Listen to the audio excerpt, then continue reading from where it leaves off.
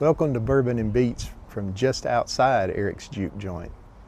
This is a big week for fans of U.S. soccer because it's the beginning of the World Cup, a tournament that takes place every 4 years, similar to the Olympics. And I'll certainly be cheering on Team USA this week. But don't worry, this is not going to be a soccer episode per se. I just wanted to let you know what kind of mindset I was in when I did the pairing for this week's episode. The album that came to mind pretty quickly was the album called America by the band called America. It was their debut album and happened to be my favorite in their whole catalog. It also was a pretty easy decision to choose a bourbon for this week's episode because Jim Beam Bourbon is an official supporter of U.S. soccer. So we'll be taking a look this week at America and Jim Beam. Looking forward to it. This week's album is one that's in heavy rotation on my turntable. In fact, I keep a special display rack right next to my turntable that kind of has the top 6, 8, 10 albums that I listen to the most are kept in that rack. And some of them get swapped in and out from time to time based, on what kind of vibe, mood that I'm in or whatever, but this album has probably been in that rack for about 4 years straight now. So it's one that I listen to quite often. And it is by a band called America, which it might seem odd was actually formed in England in 1970. Three friends, Dewey Bunnell, Jerry Beckley, and Dan Peake met in high school in London and formed that band in 1970, but they're not English. They're all three the sons of American servicemen. Their dads were in the Air Force and stationed in England. And so they have cultural and musical influences from both sides of the pond, which gave them a really interesting perspective. As you might suspect, with their musical influences, probably the biggest influence on them was the Beatles.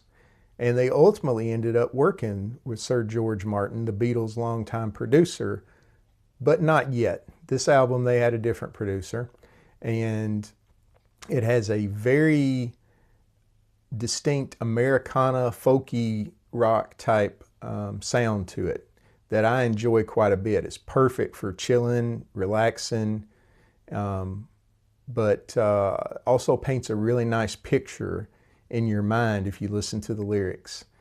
The album was released in 1972, which is a good year, the year I was conceived. And it has the really big hit, A Horse with No Name, that you've probably heard. See, I've been through the desert on a horse with no name.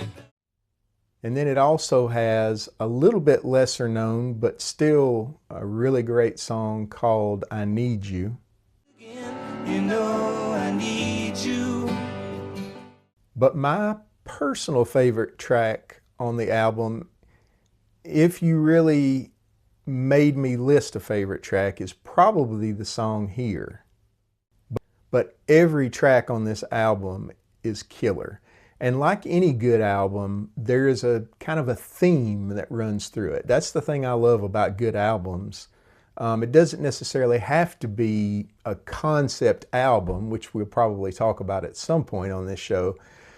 But the best albums are the albums that you can listen to front to back over and over again, and they just seem to flow together. The tracks aren't all identical. They all have their unique sound. The lyrics are all different. All three members of the band wrote songs on this album, so you get different perspectives, different sounds, but they all just kind of fit together. So it's a really nice album. The trio broke up in 1977 when Dan Peake left the band. Dan had unfortunately had some substance abuse problems, and one of the ways he was able to get through that is with his newfound faith. So he left the band to go into contemporary Christian music and had a career there for many years. The other two continued on as a duo, and that's how I first got to see them. Jerry and Dewey played the Tennessee Theater in Knoxville, Tennessee, and that is one of my favorite shows that I've ever been to. And my wife and I go to a lot of concerts, and that one is right up there in the top 5 of the shows I've ever seen. And when they played here that night, I was moved to tears. Something my wife will tell you happens to me fairly often at concerts. But it was a really great show.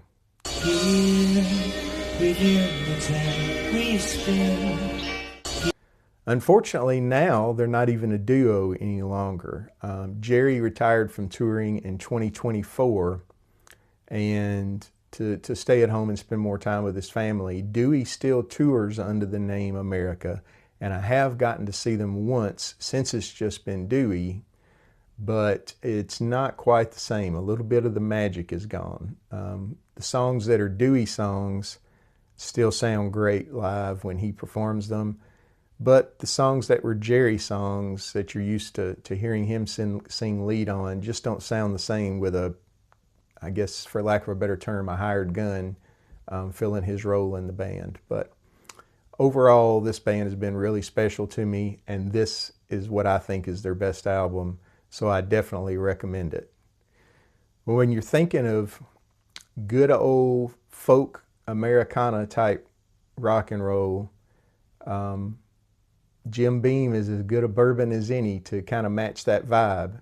So let's head over to the bar and talk about Jim Beam bourbon. Jim Beam is the best-selling Kentucky straight bourbon whiskey in the world. It is very readily available everywhere, and it is extremely affordable. So it falls in pretty much every bourbon lover's budget. This size bottle generally costs $18 to $25. It's a 4-year aged product, which probably contributes to keeping the cost down. The distillery doesn't have to put a long-term financial investment in waiting for it to age, so that helps them to keep the cost down. And it's an older distillery that's been doing things the same way for a long time, so that helps keep costs down as well. But in spite of the fact that the cost is so low, that doesn't necessarily mean that it's a low quality product. Now, I have a toxic trait of being pretentious about a lot of things.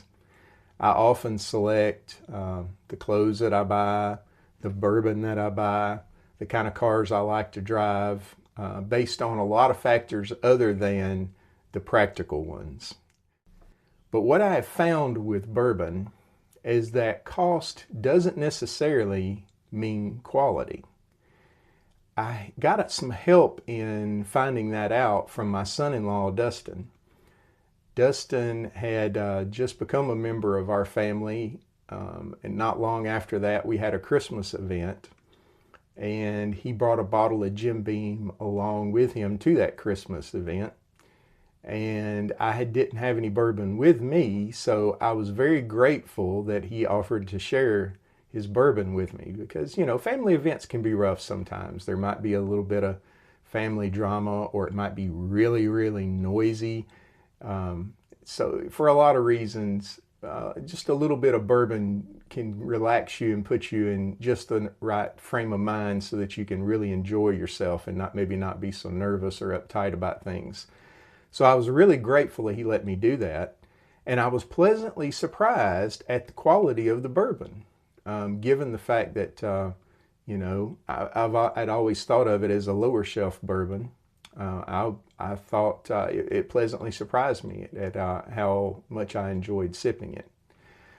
That led to a discussion with my wife after that Christmas event, where she very correctly let me know that it was possible there were other bourbons that I was overlooking out there that I would really enjoy if I'd just give them a fair shake and not judge them based on their cost, or, you know, not necessarily what distillery they come from or how cool the label looks. And she was right. The way we found out was she started staging tastings for me, blind tastings. And the way we do it is she uses these little glasses here, which I love, by the way. They're so pretty. But she uses these glasses and gives me 6 of these glasses, all of them filled about halfway, and so that I can have a couple of good sips of each one.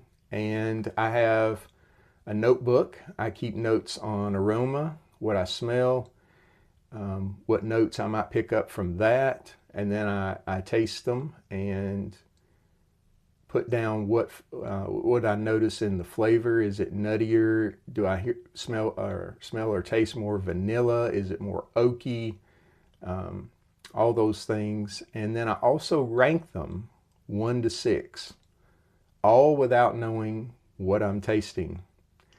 We get to the end of the process, then I will tell her what my rankings are, and I will also guess what I think that product was. 5 or 6 times I've actually guessed right over the course of the 4 tastings we've done recently. Which probably isn't that bad, since the gaps between flavors of bourbon are not that huge like it is with Scotch. So that's probably not too awful bad. But the surprising thing in those tastings is that often the things that I thought were some of my favorite bourbons, I end up ranking them 4, 5, or 6 in those tastings. And some of the maybe slightly overlooked bottles that I thought were just okay, I end up ranking 1 or 2 or 3. So there are often some surprises. There's at least 1 or 2 surprises in every tasting. And sometimes all 6 of them are a surprise where they end up. So with her assistance through that process, I have come to find out what bourbons I truly like and which ones I absolutely love, and then which ones I think are just okay, and there's nothing wrong with them, but they're not among my favorites. And I can tell you that cost has nothing to do with that hierarchy once I've tasted everything blind. And so that opened my eyes and has changed my mindset when I go to the liquor store now. For a long time, like a lot of people, I'd always ask them, do you have anything in the back? Or is there any allocated whiskey under the counter? Do you have any Buffalo Trace products? Which are still good, by the way. I'm not saying anything negative about them because I still love their products. But they're hard to find.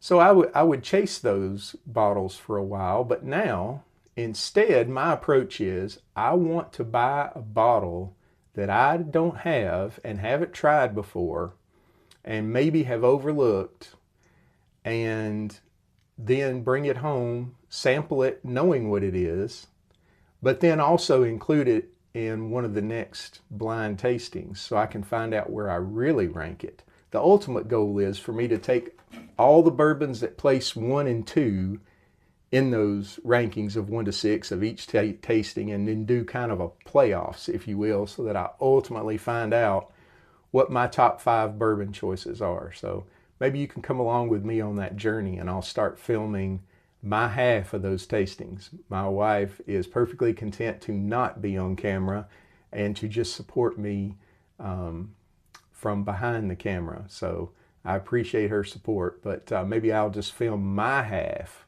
of those tastings and then let you know what the results are, and share what I'm tasting on the screen with you, even though I won't know what I'm tasting. So that sounds like fun, so we'll probably do that at some point.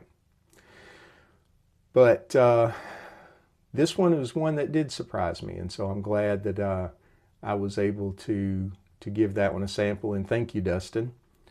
Now, I'm not going to open this bottle and sample it on camera because, as you can see, it is a special commemorative bottle for U.S. soccer, for this being the World Cup year. So this bottle is going to be a keepsake. It's going to stay on my shelf, so I won't be able to sample that for you this week.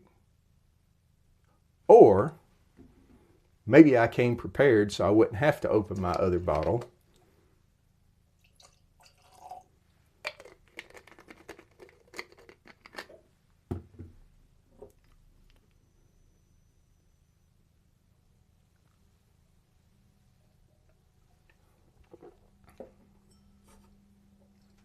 Good product.